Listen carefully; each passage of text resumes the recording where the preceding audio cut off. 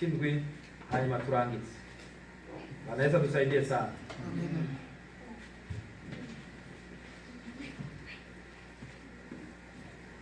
Matayo igice cy'indwi niho dusubiye turasomaho ku murongo wa 21 kugeza kuri 23. Urupapuro rwa 12 mu isezerano rishasha haravuga ngo uburyarya ku mundangamajambo mu buryarya siko gutungana. Umuntu wese amvumereza ati mwami mwami siwe azokwinjira mu bwami bwo mu ijuru atari ukora ibyo data wo mu ijuru agomba.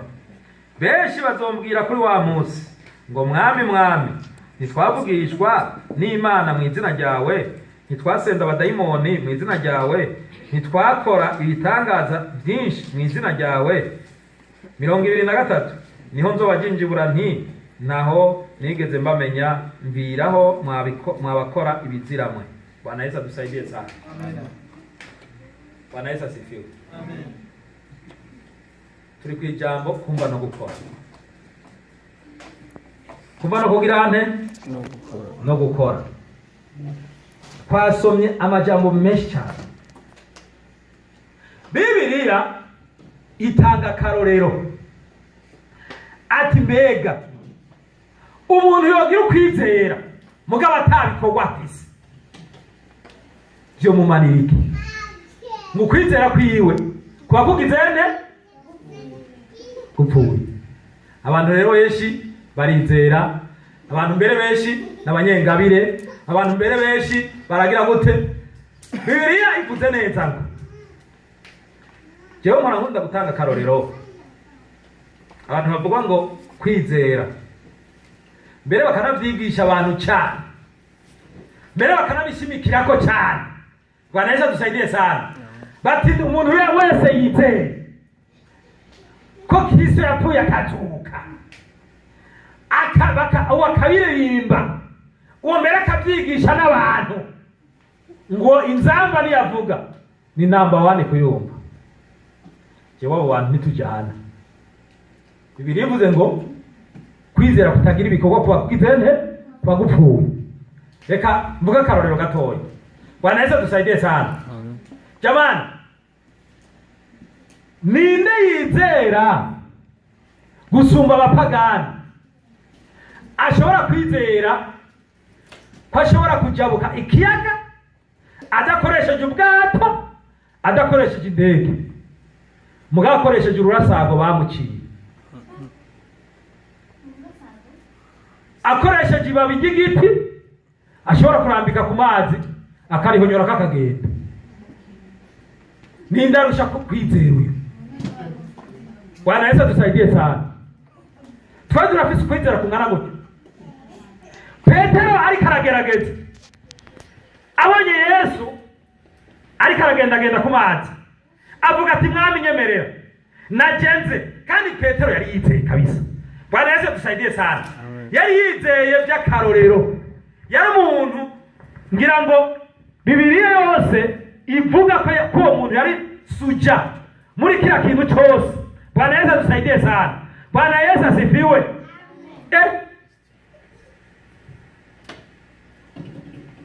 Jamani mwe turi kumwe cyangwa mwarambiwe mu mandangitse. Yesu rero aramubona ariko aragenda ku mazi aca mubwira ati mwami nyemerera. Bwana Yesu asifiwe sana. Naje ngire gute? Nze ahuri. Petero abibaza Yesu. Yesu aramubwira ati nuwuze. Petero agejeje gusa ngo nahonyoye irigira kabiri yarakekeranije ati ya mazi ga yaciye ahinduka ibuye niko ndagirako. Acatangura kugira gute? Dwibi. Acatangura gutabaza ati ntabara Yesu. Bwana Yesu dusaidie sana. Ariko umupagani ururasago gusa yaciwe naho ruba rumaze imyaka akizera akavuga ati jewe aha ndahajabuka tangorane. Mugabo twebwe tukatugenda mu rusengero tukavuga tuti kwizera kuzotuma umuntu ajya mu ijuru. Ni kweli twarizeye ko Kristo yapfuye akazuka, mugabo icyo dusaba ni ugukora. Bwana Yesu adusaidie sana ukora ivy'iri jambo. Yesu avuga ati umuntu wese avumereza ngo mwami mwami, akabiririmba akabitazira mbere agatamba bigakomera, mugabo adakora ivyo ijambo rimusaba. Niba rimubwira ati heba iki kintu gihebe, niba rimubwira ati iki kintu reka kukigiramwo kuko abaja mu ijuru barumvira. Bwana Yesu adusaidie sana. Sawuli camwishe yari umwami Imana ikunda, yari umwami yayaga n'Imana, mugabo imubwira ati genda urandure bariya bamareki ntusigaze n'ikintu na kimwe. Bwana Yesu adusaidie sana. Sawuli aravuga ati nzoba basha ati n'ibintu batugiriye Imana kuko bari barayishavuje, bari bazi ubwoko bwayo ko bugenda mu gihugu cy'isezerano. Baravuga ati je nzobarandura, mugacangwa ari isigaritsa asigaza ibimeze neza. Imana yamubwira ati ibyo wakoze byose n'ubusa. Bwana Yesu adusaidie sana. Naomba ico kintu cyari kintu gikomeye cyane. Bwana Yesu asifiwe. Cyari kintu gikomeye kuba Imana. Oya, ariko ngo arasigaza. Ngo nivyagiye gushikanira Imana. Ariko Imana yamubwiye iti ivyo byose ushikanira, ivyo byose wateguye iwanje bisumwana nuko wari kunyumvirwa akora icyo nakubwiye. Abantu benshi rero bazimiriye mu kwizera. Abantu benshi bazimiriye mu kwizera. Mbere ugasanga bamwe nivyo bemeye bati tuzokora Imana kugeza gupfa, barabineguye. Bavuze bati none ko umuntu arahira. Bwana Yesu adusaidie sana. Mu gukurikira Imana urahira. Urarahira ati jewe nzokorera Imana kugeza gupfa. Imbere y'ivyabona, isinzi ry'isinzi, imbere y'ishengero, imbere y'abaririmbyi, imbere y'abakozi. None ivyo vyabona byose uzobitsinda. Jamani, uzobitsinda? Oya. None rero gukwizera kutagira ibikorwa kuba gupfuye. Yesu rero abwira abantu ati umuntu wese avumereza. Abanyengabire turimwo, abakozi, abaririmbyi, abaki amvumereza. Ati mwami mwami, siwe azobona ubwami bw'Imana kiretse ukora ibyo data wo mu ijuru agomba. Raba rero nawe mu bikorwa byawe ukora.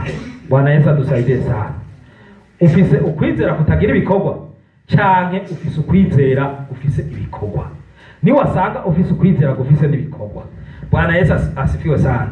Ivyo dutegekwa, ivyo Bibiliya itubwira tukabikora, uyu munsi Imana novuga nti ikongera inkomezi kugira ngo urushirize gutera uji imbere. Mugabo ni wasanga hari ibyo udakora canke hari ibyo utakoze. Bwana Yesu adusaidie sana.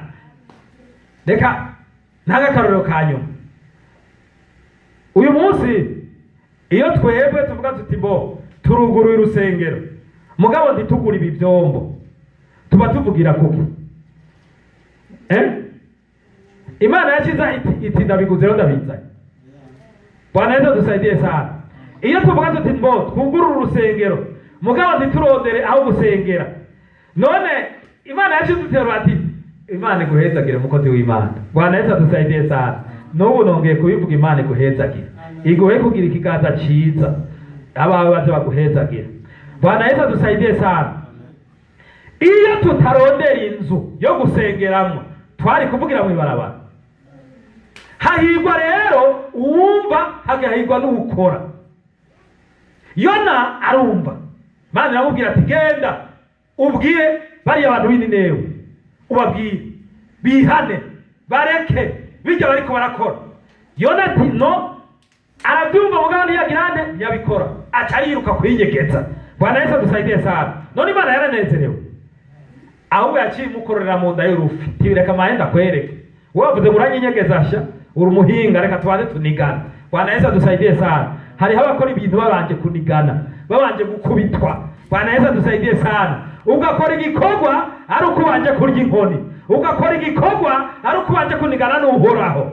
Ivyo bikorwa ntaho byandikwa. Ibikorwa ubanje kunigana n'Uhoraho ntaho byandikwa, kuko nawe nyene yarababuriye, mugabo mu nyuma acababazwa nuko bemeye kwihana. Bwana Yesu adusaidie sana. Urumva kubera banje kunigana n'Imana, bagize ishavu kubera badahuje ubwoko, kubera ari abasi babo, mugabo bagasira ndababuriye kwera, iyo ndabareka bagapfa. Maze yicaye izuba riramukubita, Imana iramwitegereza ati washyuye umuto, reka ndamumereze ikibonobono, ndamwigishe gatoya. Irakimeza kirakura ubwo nyene, aca yiryamira munsi yacyo, araryoherwa, akayaga karavuga. Mu mwanya mutoya ikibonobono kica kiruma, cumye atarashavura, ati none izuba ryongeye kunkubita. Ati Imana iramwitegereza ati we ko washavujwe n'abantu ko waburiye kandi wowe utabaremye, wowe ubabajwe n'iki kibonobono, jewe namejeje ubwanje nduhoraho kugira ngo ukingira izuba, none ko kikubabaje kandi atari wakimejeje utazi niyo cyavuye, none jewe ubona ntari kubabara kubwo abantu banje bariko barapfira mu byaha. Imana biragize nte iramwigishije ukwizera kutagira ibikorwa rero kuba gupfuye. Bwana Yesu adusaidie sana. Kora ibikorwa ugikomeye, kora ibikorwa bigishoboka. Hari ibimuga bikorera Imana. Bwana Yesu adusaidie sana. Maze iminsi ndaba hirya no hino ugasanga ibimuga biriko biraririmbira Imana, ugasanga ibimuga biriko biraduga bimanuka. Twege iwacu aho nakuriye hariho ikimuga, cyari kimuga y'amaguru, cyagenda ibirometero bishika 200 bajya kuvuga ubutumwa. Bwana Yesu adusaidie sana. Ico kimuga uwo mudamu namye ndakimubwira, uravyumva, n'ubu naracibutse, nakibona ngana nk'aba bana batoya. Bwana Yesu adusaidie sana. Nanje nkija muri Sunday school nkabona aza ico kimuga cyitwa Toma, kimuga y'amaguru yose yagendesha inyo, uravyumva, ariko nawamutanga kwinjira ku rusengero, yaremera kaza akarara ku rusengero, akaza kuwa gatandatu canke kuwa kane, hanyuma akarara ku rusengero. Bwana Yesu adusaidie sana. Cyangwa akarara hafi abantu bakamuha indaro kubw'ijambo ry'Imana, ariko abantu bakomeye bakaraka gukora Imana n'amagorwa. Rero twese ntituzoronka igikaraza ca Aburahamu twicaramo.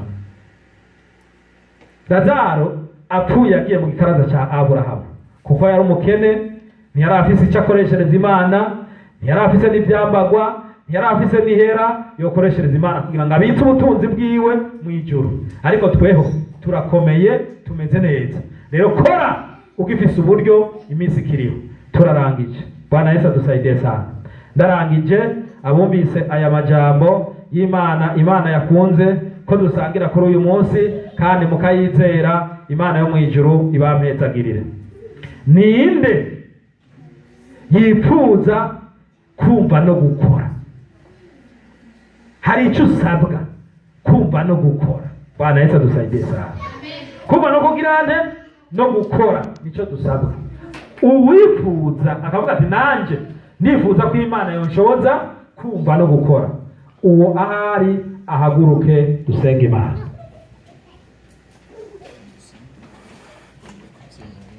Tera intambwe, tera uje imbere dusenge Imana.